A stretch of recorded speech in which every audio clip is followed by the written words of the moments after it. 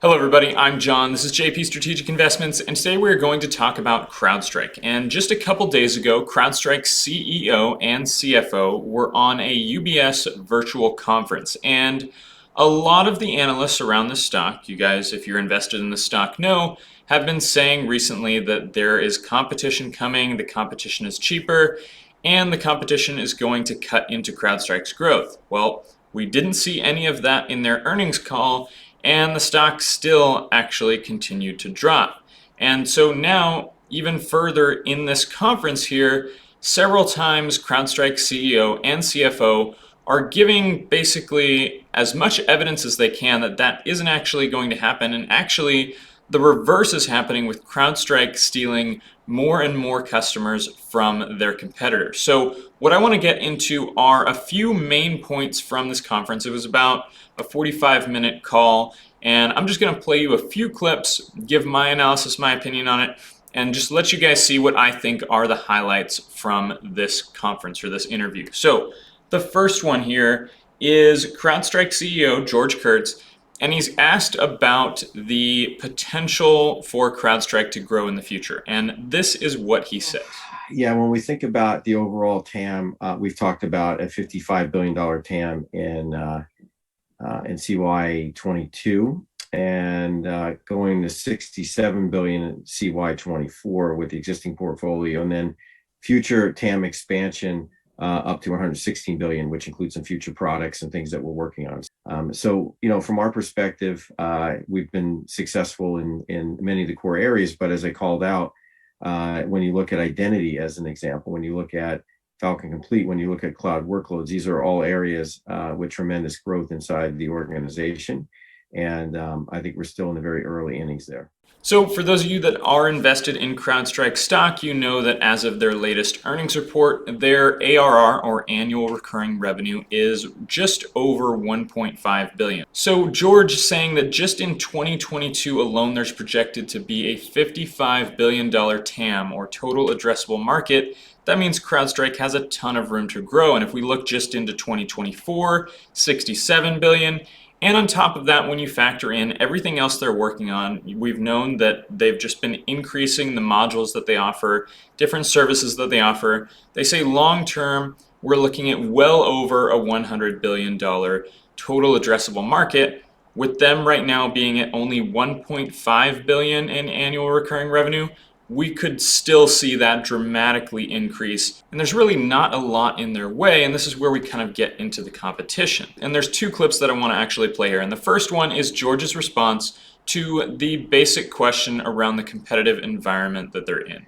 Well, we think it's still very favorable, whether it's the legacy players, which again are the bulk of the endpoints that are up for grabs, right? I don't think there's any question of capabilities of replacing a Symantec, a McAfee, a Microsoft in many environments. So, from our standpoint, it's a big market. Well, I mean, we'll start there, but B, on the competitive nature, the bulk of where you're going to see a lot of replacements, obviously, is in the legacy area, and we continue to do that.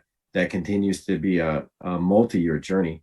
It's not like Symantec and McAfee and Microsoft. It's not like, they don't have a bunch of customers, because they do, and you're going to catch those customers generally around a renewal time. So it's always this constant flow of new renewals that are coming in that we're able to convert over. So there's a couple things that I want to touch on here with this clip. First, he says that there are a ton of customers with these legacy cybersecurity providers, right? When you're talking about Symantec, McAfee, Microsoft, these older cybersecurity companies, they don't really do it as well, and they're just losing customers left and right. Most of them are going to CrowdStrike.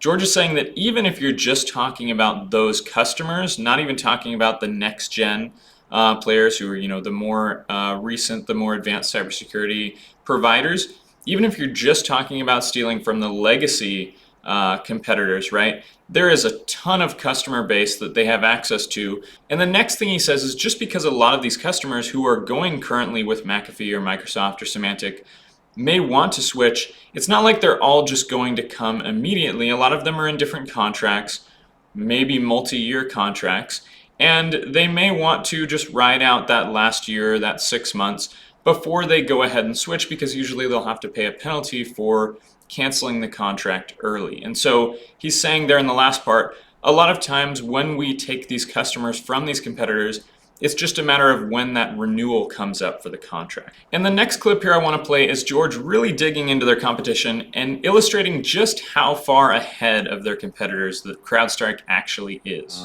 So, overall, as you pointed out, we've got 21 real modules. Our competitors have like 2.5 if they're lucky. So these are real modules with real revenue attached to them that we sell as individual SKUs. And obviously there's some bundling that we do.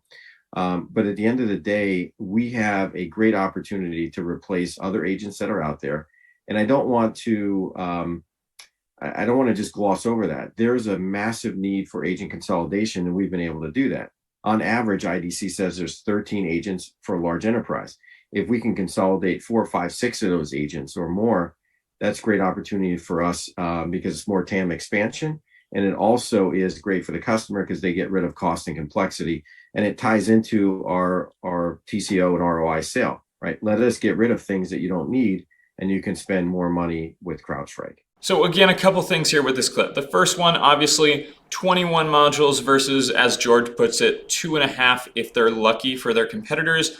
That just goes to show how much CrowdStrike has to offer in relation to their competitors, which means that they can fit each individual business's needs in a much more customizable way than what anything their competition has to offer. And the other thing, they're agents. If you guys don't know what agents are when it comes to cybersecurity, basically from an investor standpoint, the main thing that you need to know is an agent is something, as far as cybersecurity goes, that actually needs to be downloaded onto basically every device that is covered on that network. And so if you think about the average large firm, as it says from this study that George cites, says that they have 13 agents in the average large firm. Think about having to download 13 different things onto every different device, how long that will take. Probably have to shut down the entire network for a couple days, maybe even longer, to really work through all of those and get all of those done before you reboot the system. It's a lot of work, right? And CrowdStrike's system only has one agent. And actually, some of their services are what are considered agentless. So they're cloud-based, not even have to download anything to the device. So that's where they're saying, if we can consolidate that, it makes it much simpler, much more streamlined for the customers rather than having to deal with all of those other agents. So that is what that is talking about. The next thing here that I want to talk about really quickly is Falcon Complete. And they say some interesting things here, and I think Falcon Complete could be a really big game changer for CrowdStrike. As well as Falcon Complete, which really is us going in and helping the customer, through the, running actually, all of our tech for them. And that's been a big win for us. Every year we see tremendous tremendous growth there, and we're super proud, of being able to do that for our customers. So in this clip, Bert, CrowdStrike's CFO, basically says that Falcon Complete is, instead of CrowdStrike just offering their software to a company's cybersecurity team to help them run that company's cybersecurity, instead of that, CrowdStrike or the other company is basically outsourcing all of their cybersecurity to CrowdStrike, and CrowdStrike is essentially now that company's cybersecurity contractor, right? And they do all of the work. They run their own platform. Obviously, CrowdStrike knows their own platform very well. They developed it, so they can probably do it even more efficiently than whichever team is running that company's cybersecurity. And it seems like this is growing really fast for them and going to be a really profitable segment for CrowdStrike. And the last thing here I want to touch on is the adoption of modules for CrowdStrike. As we mentioned before, CrowdStrike currently has 21 different modules. And some of you guys may think, well, if the competitors only have 2.5, do these other customers really need all of these other modules? Well, CrowdStrike currently has most of their customers using at least 4 modules, and they currently break down in each earnings report the customers using 4 or more, 5 or more, and 6 or more. And I want to show you here exactly what Bert says on this topic. So we're kind of in a great spot. You see the numbers in terms of module adoption by our customers. We give out numbers of 4, 5, and 6 in terms of adoption rates. Very soon it'll only be 5, 6, and 7 because 4 is growing to the point where most of our customers are having it, and we're going to just focus on 5, 6, and 7, and then 7, 8, 9, etc. So hopefully that helps. So this is really promising for me because he says pretty much now almost all of our customers, I think right now it's close to 3/4 of their customers, are using 4 or more modules. So what they're probably going to have to do, what is going to be more relevant for investors, is how many customers are using 5 or more, 6 or more, or 7 or more. And he says very likely after that they might have to move to 6, 7, 8, 8, 9, 10, and so on, right? And that just goes to show their ability to upsell to current existing customers their new products. And I touched on this in my earnings review for CrowdStrike. This is something that is probably very low cost for them, right? To upsell to existing customers rather than to gain a whole new customer. This is something that's probably very profitable for them. And it just shows how much CrowdStrike's modules actually mean to these customers that they're willing to add more and more of these modules. So hopefully that helps you guys with your investment in CrowdStrike and your decisions around the stock. If you found this video helpful, don't forget to hit that like button. And other than that, I will see you guys next time. Have a great day.